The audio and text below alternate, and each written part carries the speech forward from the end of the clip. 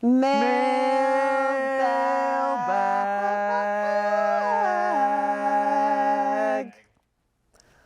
Woo! We got a mailbag for you guys. We got a lot of mail. We got a lot of mail, and we're loving every second of it. Loving every minute with this damn crew.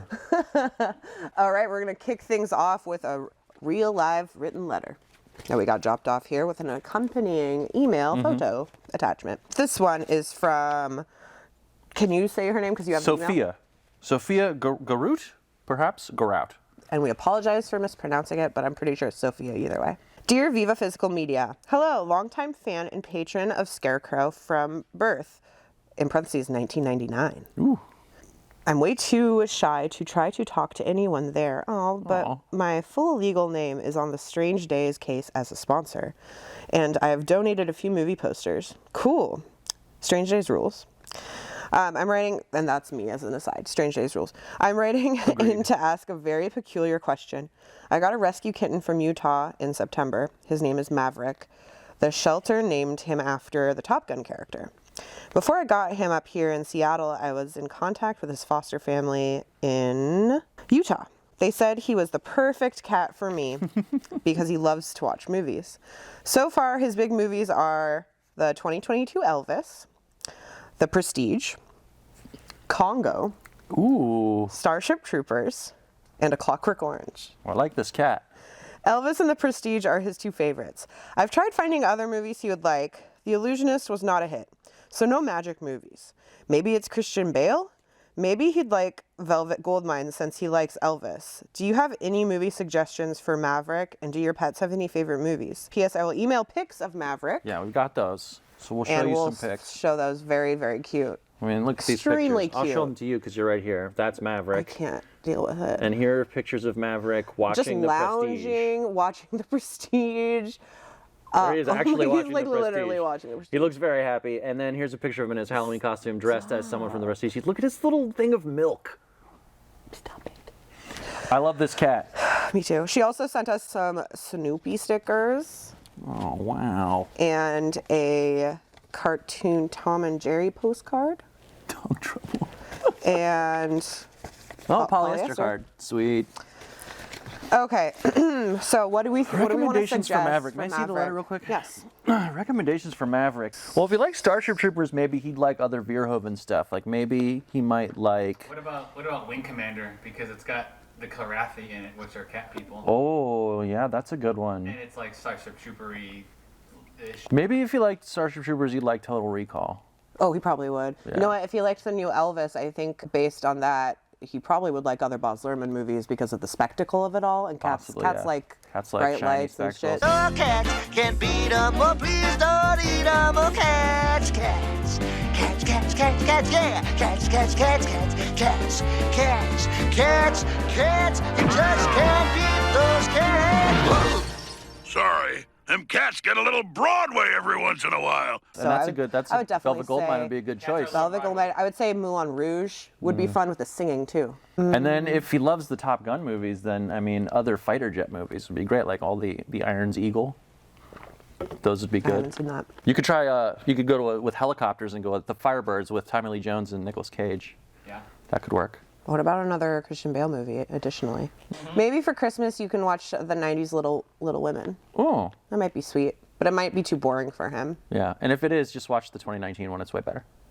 Well, let us know if Let us Maverick know if watches Maverick any liked of those. that. Yeah, that would be good. Or what Thanks is for it? the cool stickers. Yeah, those are awesome. I like this one. It's just Lucy yelling. It says, "Boy, that makes me mad." Dang, that's like me this entire month. I am that sticker of Lucy. What else we got? This is from Nick Detish. I don't know how to say his last name. Sorry about the last names, you guys. Hi, Viva gang. My brother just graced me with a whole bunch of delightful cannabis products when visiting from LA. So I was curious about what your favorite stoner movies are. Or, better asked, what are your favorite movies to watch baked? I personally recommend Mortal Kombat Annihilation. And of course, Cheech and Chong's first movie. Well, Nick, I watch a lot of movies stoned. So, in a way, they all are great movies to watch when you're smoking weed. But I have a few that are like stoner movies. Okay. So I'm gonna start off with Greg Araki's Smiley Face, starring Anna Faris. It's a I know you're not a big Greg Araki guy. But this one I do like. This one you do like. It's a little different. It's a super funny movie. Anna Faris accidentally eats her roommate's weed cupcakes, and then shenanigans ensue.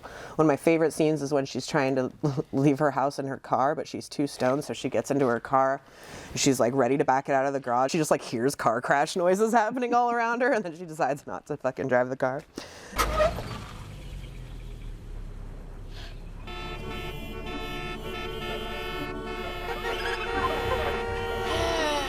Really funny. I also like this movie called Never Going Back, about these two teens who get busted and go to like juvenile detention for their weed and coke, and then they get back and they have to like repay a bunch of money, but along the way, these are all just shenanigan movies. I mean, this is what every stoner movie is, right? But it's really cool because it's like more of a modern movie and features two young cool girls. And then, of course, obviously, I love Friday. Specifically, I was telling Sandra about my favorite scene earlier where Craig's on the couch trying to make out, and then he's really high, and all of a sudden he notices the dog figurines on the shelf across from him. I think it was the first one. That was fun. You sure? Mm-hmm. Yeah. What the fuck? It's really fucking funny. Movies to watch while stoned. Wachowski's Speed Racer. Beavis and Butthead Do America.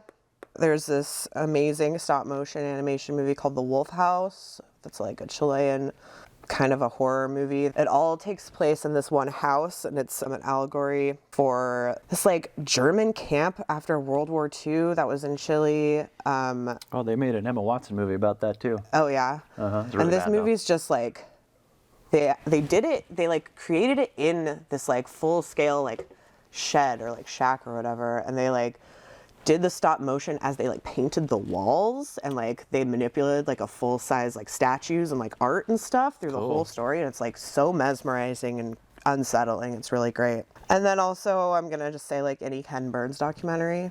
I usually get really into them when I hit a Duberson or two. So. Excuse me, a what? Oh, it's a Duberson. A Duberson. Okay. Matt, do you have any input on the stoner movie question? I don't actually really like stoner comedies at all.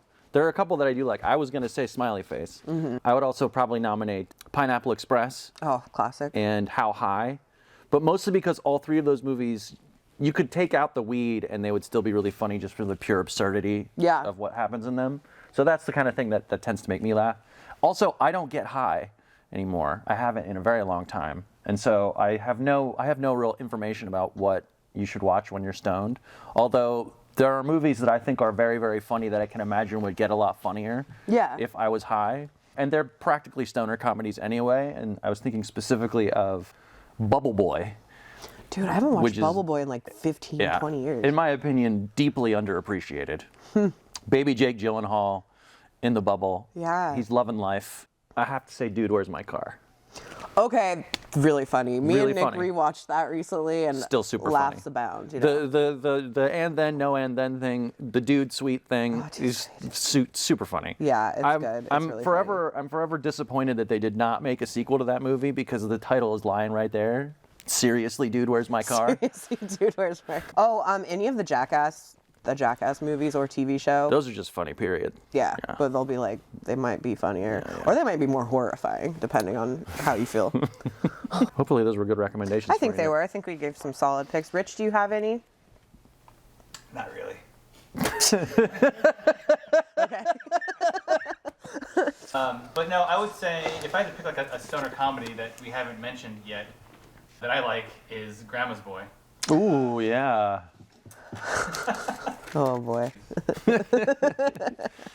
Okay. Well, Nick, I hope we answered your question. I think we did. I really do think we did. Sure, yeah. Thanks for emailing in, and enjoy all that California weed. Enjoy a good California Duberson for us. Spark up a California Duberson for me. The Dubersons sounds like a sitcom with like Ed Begley Jr. as the dad, and like they own a cannabis company. I'll read this one. This is from Joe Battaglia. Hi, Viva. Hi. Hello. Joe. Greetings from Rochester. Oh, hi. Greetings from Rochester. First, I want to say the suspense is killing us. first Tony Vember episode was awesome. Thanks, Joe. Hell yeah. I agree. It was really good. Happy And if you're Tony not Vember, listening to everybody. The Suspense is Killing Us, you should be.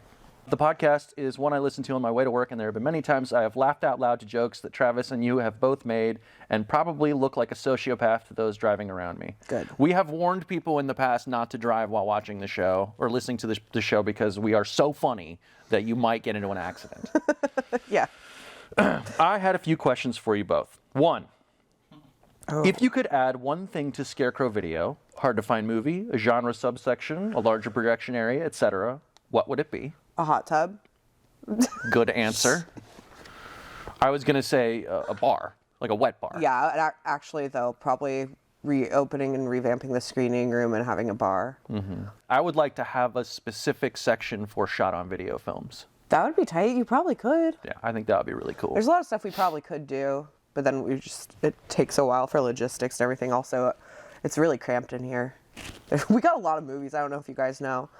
More space for movies. More space for more movies. Well, yeah, I mean, I think in general, more space for movies, some kind of financial endowment.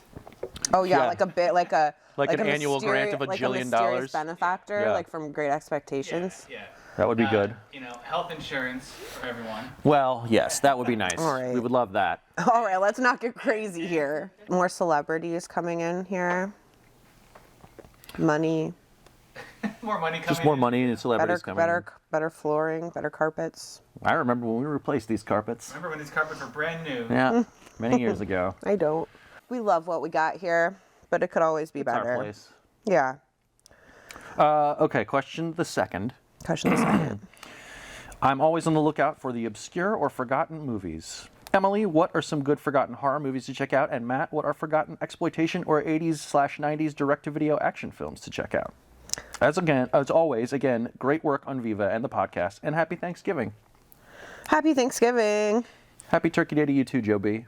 I am going to go, I always tell people to watch Anguish, the 1987 horror movie. Anguish is really, really good. It has Zelda Rubinstein in it, and she's really creepy as the mother of this serial killer who likes to cut up and collect eyeballs. Our friend Ben just played it at his birthday at the Beacon, and I guess like no one had seen it there, and I feel like more people need to know about it. The sound design's really awesome. It's one of those like movies within a movie. So it's great to watch with a bunch of friends. It's really fucking creepy. So that is my number one overlooked horror. Oh, I always like telling people about Romero's Season of the Witch, even though it's not really like a horror movie. It's about a housewife who I talked about it on the show before, about a housewife who decides to get into witchcraft, and shit kind of escalates from there. But it's just a really, really cool kind of indie, feminist adjacent, but not intentionally so, from Romero probably, movie to check out all year round. So I'll say that one too. What about you? I think if you're looking for obscure 80s or 90s cheapo exploitation or action films, and Rich will back me up on this one, you cannot go wrong with anything that came out of PM Entertainment. Oh, absolutely. The company created by Joseph Merhi, and what was the other guy's name? Richard Pepin. They made dozens and dozens and dozens of very cheap action films. You can usually be guaranteed to have one really good car chase in them, a lot of exploding cars, because that was sort of their stunt specialty, and C-grade action stars. A lot of really good stuff in there. My favorites would probably be Fresh Kills. Oh, yeah. Which is really fun, which is like just goes completely nuts, almost Shakespearean, and I believe that one has Robert Zadar in it. It as does. Sort of like a I Scarface, think it's only like on he's tape, like too. Tony Montana-ish bad guy. There's one called Midnight Warrior, I want to say it's called, and that's like if you saw the Jake Gyllenhaal movie Nightcrawler, it's like that. You're a big Gyllenhaal head today. And I hate Nightcrawler. And you know too. what? There's more Gyllenhaal ahead. You guys just stay put. But this one is like kind of a proto Nightcrawler, where this guy who's like a freelance news cameraman gets involved in an assassination attempt. It's pretty funny. But like pretty much any of their movies, you're guaranteed to have a good time. Somebody's on the phone. And then if you want to go even further back, like some of their really early stuff, like there's I think Mayhem is his first movie. That's shot on video. There's one that I really love, and Rich will also back me on this one, called Heat Street, which is this cop movie that has one of the most ridiculous, out of nowhere, like left field endings ever. Like you're like, oh no, you know, the story is really like come to a head and like shit's about to pop off and it just stops. It's really good. So check out any of those. Those would be my recommendations. Yeah. Wakanda forever. Forever. Forever. Wakanda. We good? We good? You want me to read this one? Yeah. This one, and our final one, is from Kevin Tudor. Yes. Hi, Emily and Wait, Matt. I thought you said I was going to read it. You want to read it? Yeah. Okay, you read it. Hi, Emily and Matt. Hi, Kevin. I live in Oklahoma where video stores are completely gone, and I desperately miss it. Scarecrow seems like heaven for someone that misses video stores and loves physical media. I would love to know what is your favorite story about working at Scarecrow, interaction with a customer, funny thing with a coworker, etc. Thank you so much. Huge fan of Suspense is Killing Us and Viva. Kevin Tudor. Well, thanks for being a fan of both of the things that me and Matt are doing. That's awesome. Yeah. And I'm sorry that you're in Oklahoma with no video stores. But you can rent from us by rent by mail if you want to. Scarecrow.com, figure that out. But yeah, memories, fun memories. I've worked here for almost 20 years. So just your life. Yeah. The real Scarecrow were the friends we made along the way. That's true. It's true. Yeah. Actually, that's not far from the truth. All of my best friends are, you know, I met here. Yeah. Most of the last 20 years of my life have revolved around this store. I know, we were talking. I'd be an I was entirely like, different person without Scarecrow Video. all of my 20s were here. Yeah, I was, you know, we used to hang out up on the roof sometimes. That was fun. Me and our coworker, Leo, came up with a delicious drink called a hot fingy like 6 years ago when the Plaid Pantry was open, and it was just coffee from, Plaid Pantry was like a mini mart, so it was just hot coffee from the mini mart with their like Butterfinger flavored latte mix. And so we would drink that when it was cold, and then we didn't. I used to work here like way more than I do now, so like I haven't really worked with Leo in a really long time. And then now, recently, the resurgence of the fingy has been back. Yes, the fingy's back. The fingy's back. The so fingy of doom. Hot fingy, definitely. Decorating the store for Christmas, I always really love doing, because not a lot of people love doing it, and I do every year. And the telethons recently have been definitely Those are fun. really awesome. I don't know, just hang out. Like you said, it's just like everyone who works here, and being able to have all these movies, like, I definitely take it for granted. Sometimes I'm just like, oh, I can just get whatever from here, but. Probably the best celebrity interaction I had here was when Edgar Wright and Simon Pegg were in town. Oh, dang. And Hot Fuzz was coming out. And they did a double feature of that and Bullet at the Varsity. Whoa.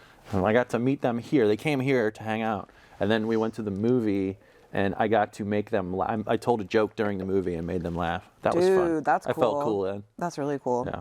Feeling like you're a part of this that people think is a great, cool institution, because it is. Yeah. And knowing that you're like on the inside of that is like super special. It's easy to take for granted too. Yeah. Because, you know, like I said, I've lived so much of my life around this place. I somehow forget that, like, to a lot of other people, it's Mecca. I still have the voicemail on my phone from when Rich hired me. Maybe we'll play that someday, because it's still saved from 2013. That's a really sweet question, and thank you for being a fan. Rich, do you have any? Probably the most famous story would be when I gave Quentin Tarantino a ride back to Yeah. his hotel, but at first giving him terrible directions on how to walk here from downtown.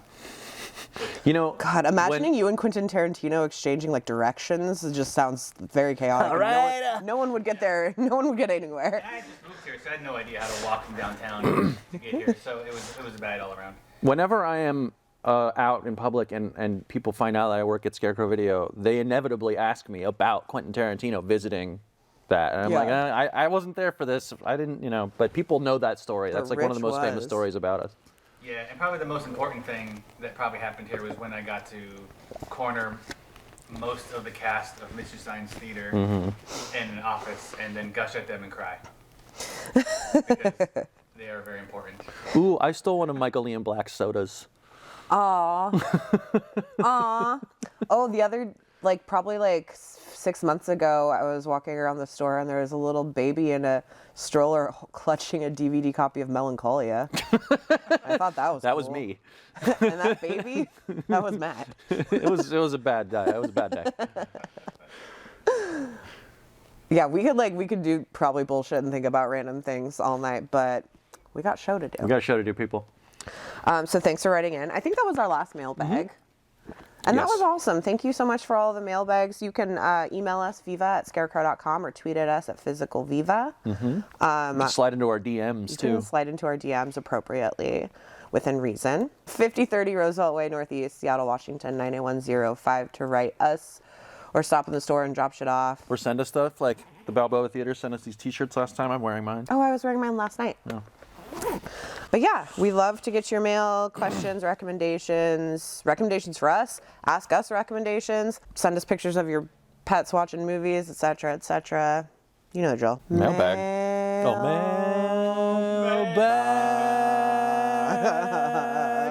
Mailbag. Mailbag.